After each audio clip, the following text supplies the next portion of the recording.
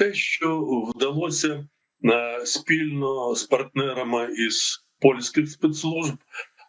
попередити на стадії приготування замаху на президента України на території Республіки Польща, це говорить про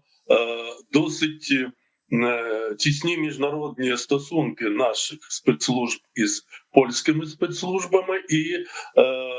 це засвідчує не тільки те, що ця країна нас з самого першого дня широкомасштабної збройної агресії Російської Федерації проти України нас підтримувала і озброєнням, і військовою технікою, і політико-дипломатично, і фінансово, але і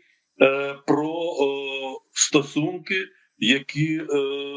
мають відношення і до безпеки України, і до безпеки Польської Республіки, в тому числі і її керівництва.